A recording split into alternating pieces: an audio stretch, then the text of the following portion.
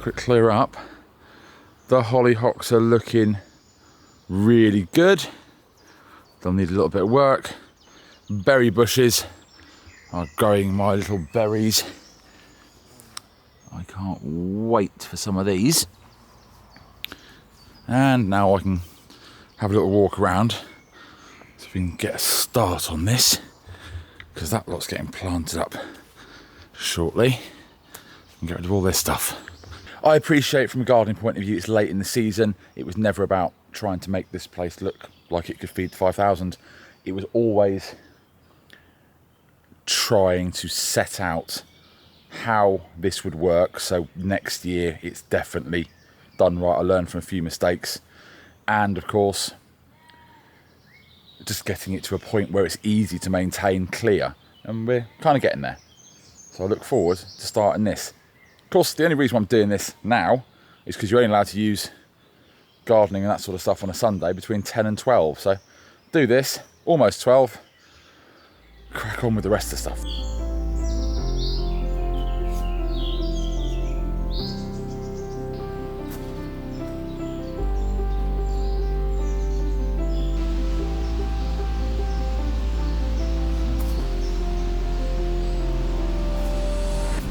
All right, let's see what that looks like when it dries. I decided on pretty much the same colour that used to be there. Too much to change, too much going on to think about, and I like this. So let's see what it's like. This is dried, second coat.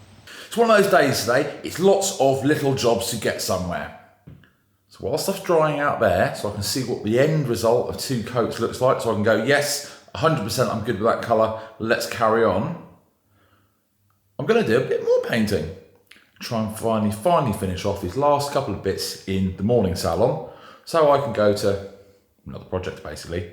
It's the fireplace. And it's that colour in between we've discussed, we've asked opinions, we've found the colour. This sort of rather fluorescent-y yellow was here before. Wanted something of a similar nature which was different to the yellow used on the walls. Not too different from this, but a little bit less fluorescent. I found it. Let's see what it looks like.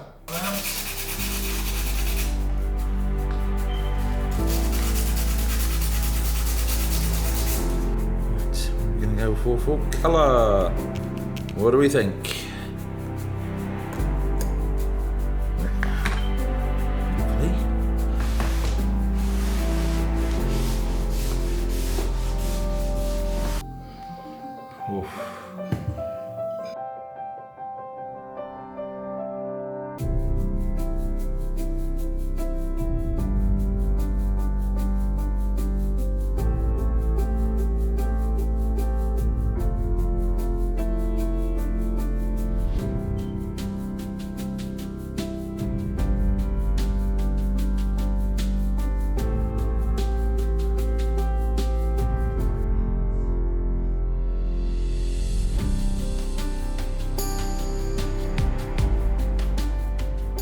Obviously have to see what that looks like dried in the second coat, but there you can see the difference. The idea is I really did like this colour, but I can't get the same colour, and I wanted something slightly more in keeping, less fluorescent.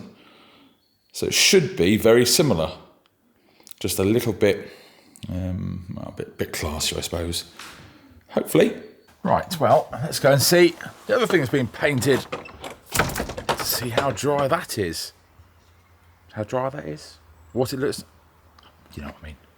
The never-ending battle with weeds on this terrace. However, trading's looking good. Ooh. Yeah. So this was very close. This is obviously faded. To the original colour for the tops for that. The chairs, the tables, obviously we poked that around the bar. The table I bought there. I mean, bear in mind I made that table and this table and those sofas 7 years ago, I think. So I haven't done too badly. But of course this gets painted every couple of years because paint doesn't stand up to anything out here. Although this is apparently supposed to last 12 years. Not sure I'm going to trust it. So what do you think of this colour? I obviously like it. And it's easier not to go changing lots of things at the moment. However, it's going to take quite a bit of what is quite expensive paint. So I'm a bit torn still. I thought I saw some critters then. So I was looking off the terrace. Probably be a bit too scared of me this time of night, I'm sure. But you can see where they live all across there. And what's that floating down there? Right. Wrong sort of lens for this, really.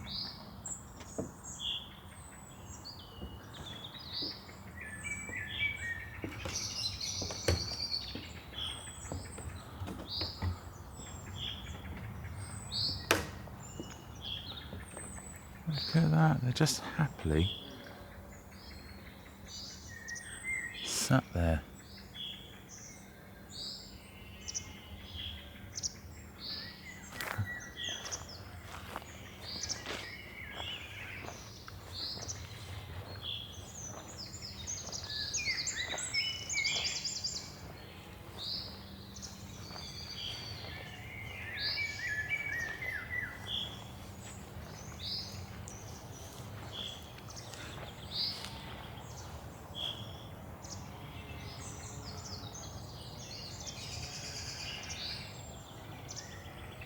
Two gone.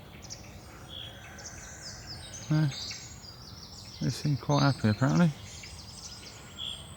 Oh well. Right, so obviously the critters are still very happily here, and that brings me on to a question which has come up quite a lot, which is about the Moat aeration system. Why haven't we fitted it yet? Because of them, they eat everything. So obviously that's a fountain, the pump is over there and the power cable goes down there, and virtually every year, even though I've had that cable armoured with plastic and we use armoured cable, they tend to get to that and eat it. So a very expensive system running out into the moat, despite the fact it desperately needs it, is a bit of a risk given the amount of them that are around. Now, obviously, wanted to dredge the moat first. Well, that won't be able to happen. Hopefully doing that section over there, you know, the sort of inflow with the bridge that I built, that's the easiest thing to dredge. Hoping to try to be able to do it before the summer's over. And that should also help disturb an area which isn't really used and has given them free rein.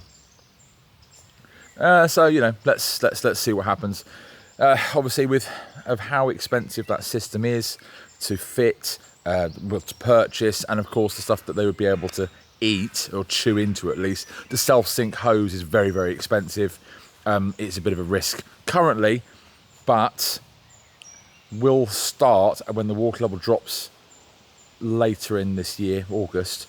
We'll start putting all the fixings along the side of the building, so it is, I can find it afterwards. So hopefully that will start. Of course, the other thing with the aeration system is it's mains powered. What I wanted to do is, once all of the EcoFlow stuff started coming out, I wanted to be able to use the solar panels we've got and the large Delta Max triple batteries which powered the pub in the event, to run that, but I haven't got around to that, and that does bring me on to another thing, assuming that's not more critters in the moat that I am seeing with ripples, or is it just carp?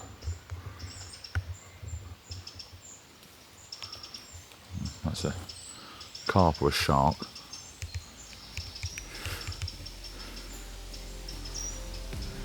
No, that's carp or shark.